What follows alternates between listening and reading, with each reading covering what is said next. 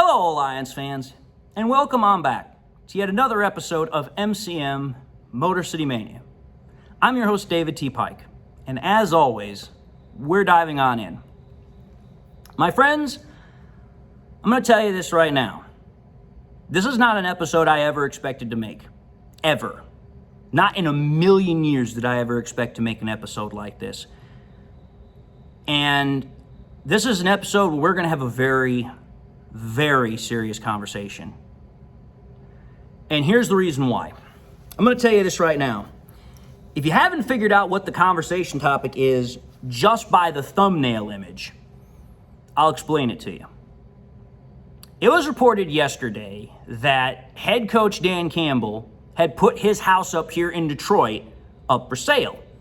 Now, when I first saw the article, it kind of struck me as odd because obviously we've seen reports like this in the past where, certain people, whether players, coaches, whatever the case might be, they put their houses up for sale. But 95% of the time when that happens, it's because they're getting set to take a job with another team elsewhere. So they're going to sell their home so that way they can buy another one somewhere else. But I knew that wasn't the case with Coach Campbell because first and foremost, he is loved by the organization here, and because of the fact he just signed a contract extension this offseason. So I was like, why is Coach Campbell selling his house? That's a little peculiar.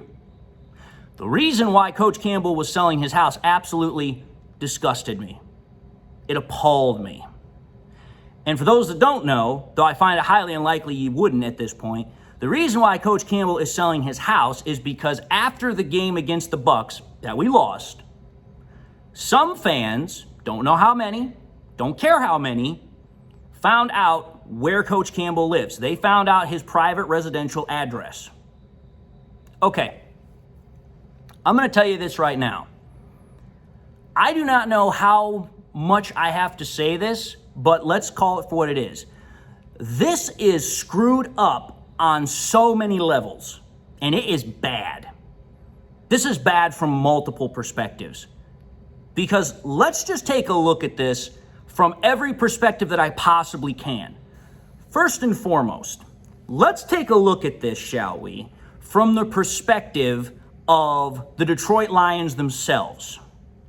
The Detroit Lions obviously want to make sure that their players and their organizational members, coaches, owner, GM, everybody that works as part of that organization, they want to make sure they're safe. Because obviously, the safety of your personnel comes first. So now that there has been clearly a breach in security, that's going to cause some problems. Because now everybody is going to have to reevaluate how information is secured within the organization. Because let's call it for what it is. For somebody to find out this information, where Dan Campbell lived, because now obviously he's not going to live there, somebody had to go to extremely great lengths to get this information. Because that information is not just out on the web. That information is not just free for anybody to find. The Lions didn't announce it. Dan Campbell sure as hell didn't announce it. So somebody had to go to an extreme length to try and get a hold of that information. And the fact that they did it after a loss makes it even worse. Let's not try and beat around the bush here. Whether it was a win doesn't make it any better. But the intent on why you gathered that information makes it definitely worse. Because if somebody would have collected it after a win per se, well then maybe they're just trying and get a hold of the coach and just be like really grateful to them. You could, in theory, make that huge stretch of your imagination. But after a team loses a very highly publicized game against a playoff rematch, what do you possibly think that person or person's intent was? I can guarantee you this, it wasn't for sunshine and rainbows and come over and have milk and cookies. I guarantee you the intent was of a much more sinister nature. And that's why Dan Campbell is wanting to sell the home. Because I'm going to tell you this right now. As a man, as a husband, as a father, my job, first and foremost, before anything else, is the security, safety, and protection of my family. And I'm going to tell you this right now. that comes, paramount above everything else. So if somebody deliberately goes out of their way to find out where I live, my red flag has already gone up in the air. My alarm system is ringing because now, okay, somebody has deliberately sought me out, and chances are it's not for a good purpose. And especially in the circumstances that we're talking here, I can tell you this right now. Dan Campbell is more than well aware of the fact it's probably not for a good purpose. So that right there, at least in that perspective, is bad. That's a bad look. Now, let's think about this from another perspective. Let's take a look at this from the perspective of the rest of the NFL, of which there are two ways to look at this. Number one, I have lived on this earth for 30 years, and I have been in love with football since I was literally knee-high to a freaking table. Like, I've loved football since I was very, very young. And I can tell you this right now. Being the fact that I'm a historically inclined person, I have a history degree from college, I have spent a lot of time taking a look at football and its history. But I can tell you this with great certainty. At no time in the last however many years, 20 years, 30 years, however many years you want to go back, I cannot remember a time where I ever heard a fan deliberately found out the address of a head coach, and especially after a loss. I mean, for crying out loud, we've heard of fans throwing beer bottles from freaking stands into a stadium, aka Cleveland Browns. We've heard about how the Philadelphia Eagles freaking threw snowballs at Santa Claus. Hell, we've even heard about people getting, shot after games in parking lots. But this is completely different. Now, somebody has not taken a moment of opportunity that was presented to itself right there. Somebody went out of their way and deliberately went and tried to access information for a purpose. Well, here's why this is bad. Coach Campbell is probably one of the most beloved coaches I can think of in the NFL. I mean, for crying out loud, you've got players that would love nothing better than to play for this man. He is a beloved figure in the NFL. But what I find peculiarly disturbing about this is that for as much as Dan Campbell is loved, especially here in Detroit, think about this, folks. It took the fact of us losing to the Bucs for this whole thing to kind of happen, or at least that was the moment at when the information was found out. Here's what I find peculiar about this. How many bad head coaches have we had here in Detroit and that didn't happen to them? Matt Patricia, Rod Marinelli, Marty Morningweg. I mean, I can go on. There were several coaches that have been here in Detroit, and never once did those guys ever have to worry about potentially somebody finding out their information and coming and knocking on their door with, like I said, less than good intentions. But yet, probably the most successful coach since Wayne Fontes in 1990s, he now has to sell his home because somebody deliberately went looking for his information. That's a really freaking bad look. But then let's just think about this from the grandiose scale of the NFL. Like, really think about how bad this is. When we talk about some of the worst fan bases in the NFL, some of the most, rude, some of the most cantankerous, some of the most, just absolutely diabolical fan bases, like the ones that everybody likes to hate on, and for various reasons, I cannot think of a single time that some other fan base has ever done this to a coach. We're the first ones to do it. Think about that, folks. We are the first fan base that can ever say that, oh yes, we had fans that deliberately went and found information out about our head coach. And oh, by the way, it was after a loss, and it was his home address. I'm going to tell you this right now. I'm not an investigative reporter. I'm not, something to do with crime scenes, but it doesn't take a genius to figure out, oh yeah, there's probably a sinister intent to do with this. So think about that, folks. Out of all the fan bases in the entirety of the NFL, ours is the first one that has this associated with it.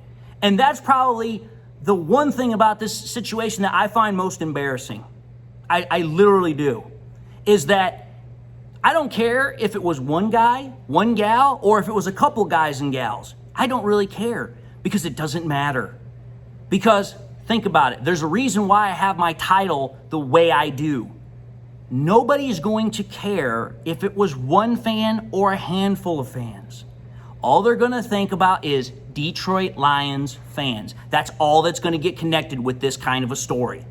Nobody else is going to give a damn about the specifics. All they're going to think about is, oh, Detroit Lions fans deliberately went out and found their coach's residential information, and they were probably intending to do some harm.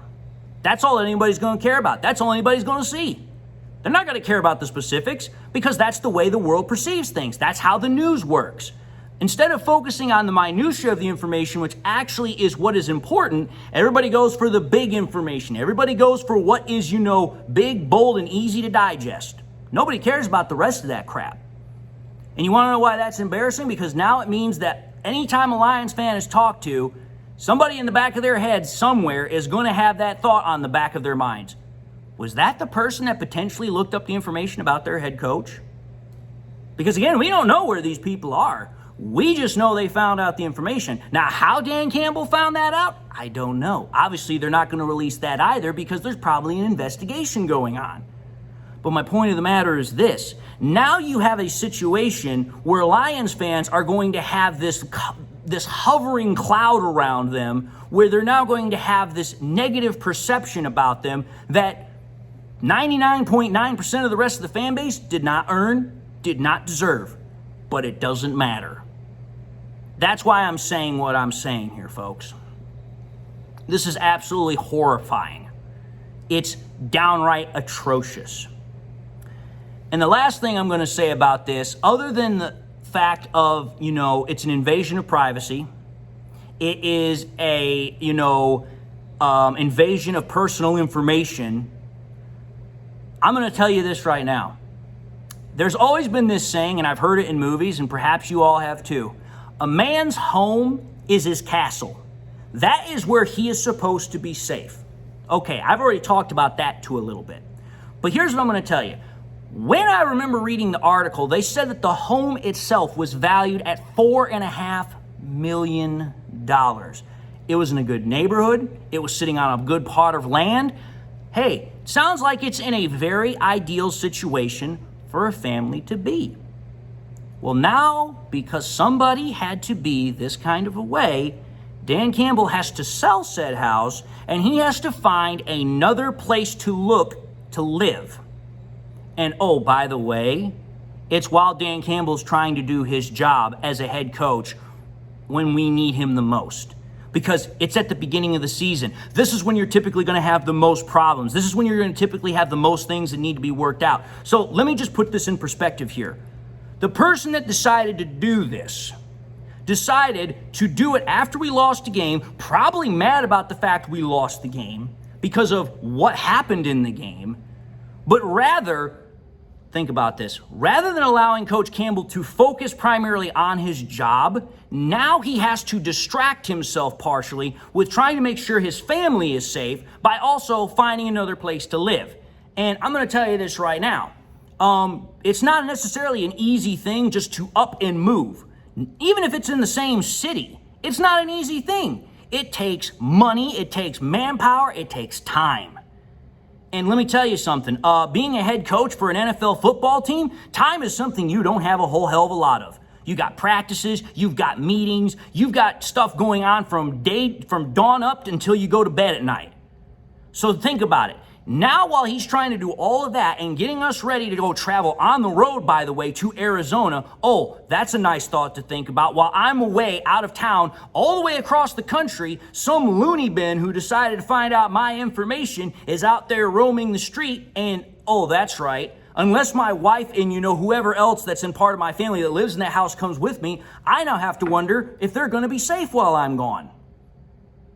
Imagine that thought if you were in Dan Campbell's shoes. I wouldn't be able to sleep at night. I would absolutely be mortified. So imagine what his position now has to be as a head coach, not only preparing his guys for the game, but then when he actually has to stand on the sideline as the head coach during the game. Can you imagine the amount of mental reserves, the amount of grit and fortitude you'd have to be able to be a professional and not let that crap bother you? So imagine, this all happened because a fan was probably disgruntled about how the game went against the Bucs. But now you've added further insult to injury by making our head coach have to distract himself with a life or death potential situation because you wanted to be selfish, because you wanted to make sure that, oh, if I want to, I can go and tell the coach what I think and give him a piece of my mind by knowing his address. That is why we're having this conversation, and that's why it's deathly serious. Because again, like I said, we don't know the intentions of what the person was doing when they acquired this information. But like I said before, it probably wasn't for sunshine and rainbows and to come over and have milk and cookies. It was probably for a much sinister intent. That's why this is a huge problem. That's why it looks really freaking bad. But having said that, I'm going to end this episode. I think I've done a very good job of laying out the evidence, giving my opinion, and letting you all know where and why I stand and how this is really, as they said in Saving Private Ryan, FUBAR. And for those that don't know that reference, Google it. You'll figure it out really quickly. But having said that, I'm going to end this episode and say thank you all for watching yet another episode of MCM Motor City Mania. If you like what you saw, by all means, I highly encourage y'all to watch the next episode. Also encourage y'all to do one of these three things: like, comment, and subscribe to the channel. If by chance you subscribed in the past and you forgot to do so at the time, I want to highly encourage y'all to make sure you hit that bell notification icon as well, so that way you guys never miss any more content that I push out.